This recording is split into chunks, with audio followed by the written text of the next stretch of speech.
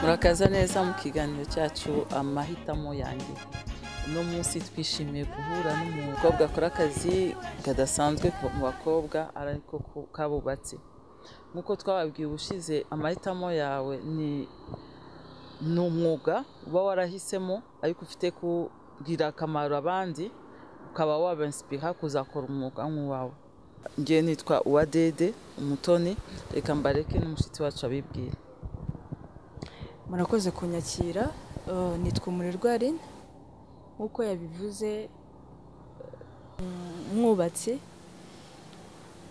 Mu by'ukuri nishimiye kuba mwantumiye mu kiganiro, nishimiye ko aka kanya kuba ngiye kubana namwe mu kiganiro.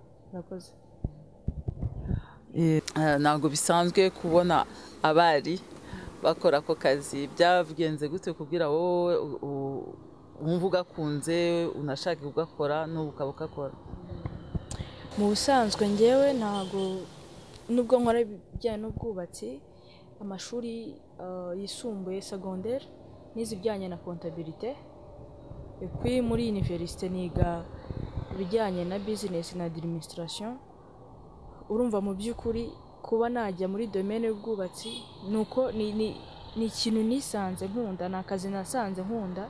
Biba ngombwa ko negera abagakora babimfashamo, nyadaputa mu mwuga. Ubu ngubu aho urwego ngezeho rurashimishije ko mbasha kuba nagirirwa icyizere, bakampa site, nkaba nagira abantu nyobora mu bijyanye n'ubwo bwo kubaka. Ubu nta kibazo. None byaje ungana ute? Ubu bimazemo igihe kingana gute? Ntabwo ari kera, ntabwo ari igihe kera cyane, ariko uri uko umwana agenda akura.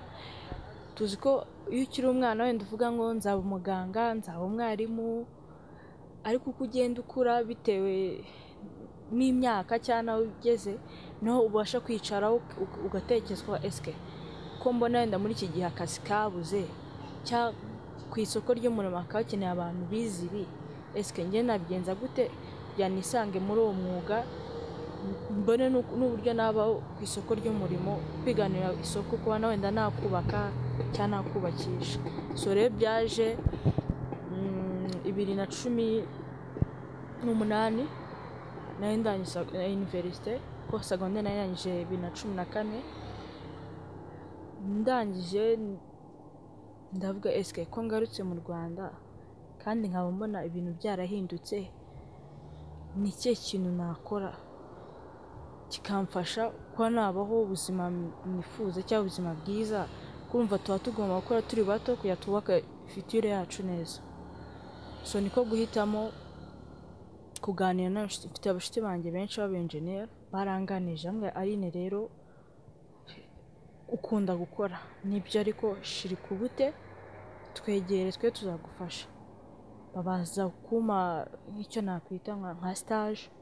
Namaze amezi 3 njyana nabo kuri tere mu by'ubwubaka, nkakora kamwe urakora iki ako batamemba, ariko sinigeze ninuma ngo si ibi bintu ndimo ni ibiki. Kubera ko nanzi ikintu nshaka kandi icyo bizamarira mu gihe kizaza, niko kwemera bitamo. Ubu ngubu nanjye nkaba mbasha kuba nakora y'akazi gahari, nkagirwa icyizere. Ni muri ubwo buryo byaje no kuba nkunda n'akazi. Kandi muri iki gihe nk'ababyeyi badushishikariza gukora. Umuntu wari wese akora kuko iyo udakoze ushobora kujya mu bindi bintu bitari byiza, ariko iyo ukora biguha no gukura mu mutwe no guhura n'abantu batandukanye, bakakuganiriza, bakaguha inama, bigatuma ubasha gutera imbere.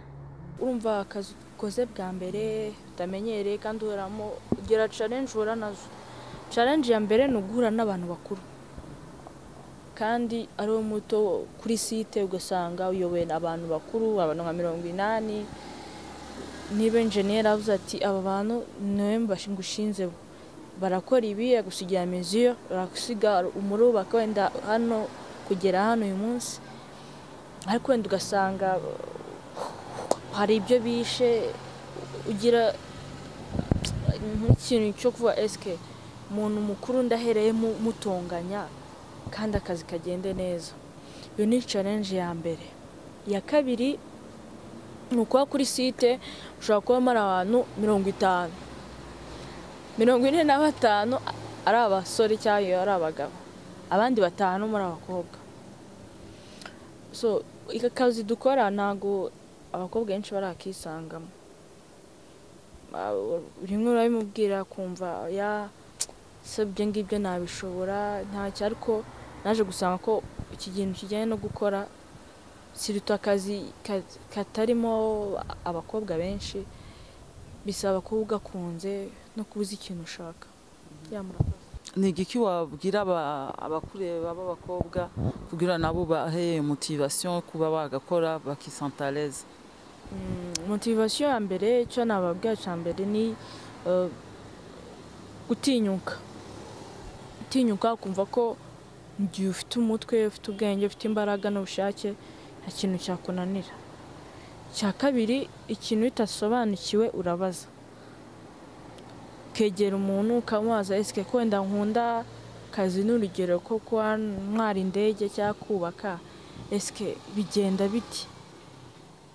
Ukegera umuntu mukuru akakubwira. Icya kabiri, wikumva ko hari akazi k'abagabo hari n'akazi k'abagore. Hoya, akazi kose ni akazi. Icya mbere ni uko ugakora ugakunze, kandi iyo ukora ibintu ubikunze ushyizemo imbaraga ubona resulta nziza. Murakoze. None waba byaragutwaye umwanya ungana iki kugira wige umwuga utangire kuwukoramo neza unahembwa? Byantwaye nkuko nakubwiye, byantwaye amezi 3 ya mbere ya stage. Nkajya nkorana n'abandi bakanyerekera kuko urumva ibintu utize mu ishuri kandi biri pratique, bisaba uhozeho, uze buri gihe, buri munsi ujye ku kazi urebe ko bikorwa. Icyo gihe biragufasha. So rero ngiye byamfasha amezi 3 kugira amenyera. Nyuma y'amezi 3 nibwo natangiye nanjye kuba bama contrat, bakaba bamemba wenda bitewe n'ukuntu akazi kari kugenda kavanza. Murakoze. Ubu urahembwa nk'abandi bakozi, bimeze gute? Nibyo bikubeshejeho cyangwa hari ubundi buzi ukora bijyanye n'ibyo wigiye? Oya, niko kazi kenshi nkora, n'utundi tuzinda dukora, ariko aho ndi gukora muri iyi minsi nibyo bijyanye n'ubwubatsi.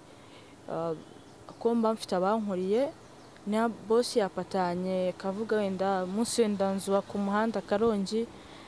Icyo gihe contrat ya boss ni twe abakozi bato niyo iduhesha akazi. Niya boss muri icyo gihe ari yafite contrat, nibyo tuba turi gukora. So ntago yatutwara tutari buhembwe. So iyo boss afite contrat ndahembwa nta kibazo. Ibi by'ama epidemi byaje ntago byabakozeho? Muracyakora nk'uko mwakoraga mbere cyangwa hari icyahindutse? Kirahari kinini. Covid yishe ibintu byinshi mu maheta yatandukanye. Ntago nk'ubu ngubu urazi ko abantu bashoboraga kurara bubaka.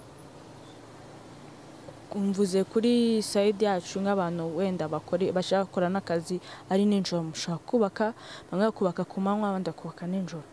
Ubu ntago byemewe kubera ko harimo ikibazo cya Covid. Amasaha yageze abantu barataha.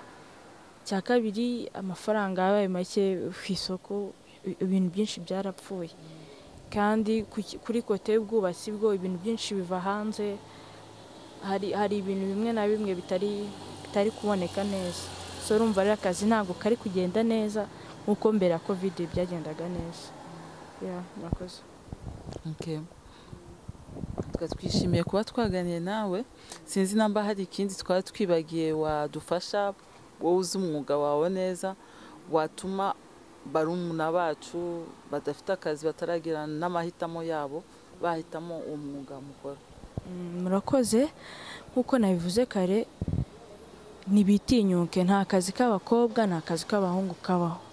Cya mbere ni ugukunda akazi no kumva ko cya kintu ufitiye amatsiko, egera ababizi bagufashe nyuma ubona resulta nziza kandi nta gucika intege, kuko ikintu gitangira kigoranye ukavunika, ukasufura, ukabura n'utundi tubazo ku ruhande, ariko ndababwiza ukuri ko iyo bimaze kujya ku murongo wishimira ikintu wagiyemo, umwuga wagiyemo, ntako bisa. Murakoze. Murakoze cyane kuba mwadukurikiye. Nk'uko yababwiye ati nimwitinyuke, ushaka ikintu afite kukigeraho, ibintu byose ni ubushake, aho kwandarara mukagenda mu bintu bitajya n'ibizi kugira mubone ka kantu keza mwashaka kwigurira. Hari uburyo bwinshi umuntu afite kukabonamo akoresheje amaboko yiwe n'ubwenge Imana yamuhaye. Urakoze cyane kuba wari kumwe natwe. Sinzi namba hari telefone waha nk'abubatsi bakenera umuntu nkawe akunda akazi kiwe kandi yakize kubera kugakunda, nawe yari afite undi mwuga wawushize iruhande, uza gusanga ati amahitamo yanjye naho nigiye ibi, naje gusanga ari ubwubatsi kandi ndabigwanira, ndabijyamo ku buryo n'ubu naho nahembwaga mbere nk'ibyiga, ubu nibyo bimfasha kandi nibyo niyumvamo. None sinzi hari wenda n'abandi bana baba bashaka kuzawukora, sinzamba wabaha telefone ahantu banza gusanga ukabashishikariza uwo murimo. Na telefone yanjye ni 07 22 23 59 46. Murakoze. Okay. Twongeye kubasubizaho iyo nimero yiwe, murayibona, kandi munashatse ku contact ziwe muramutse mwagize ikibazo kumubonaho, mufite kuduhamagara 107 nimero yacu yanditseho. Murakoze cyane kandi kuba mwadukurikiye. Imana ibahe imigisha kandi ibahe amahitamo meza ajyanye nuko mubeze. OK, merci, à bientôt, bye. Nkubwiraga kuru nkuye iwacu, sibe none sibe ejo, ngw'ejo bundi hazaza urungano. Harimo abo tuzi neza twareranywe, barimo benshi dukumbuye, twibuka ibyiza dusangiye, nta gisumba umuto mwareranywe mu ngobyi.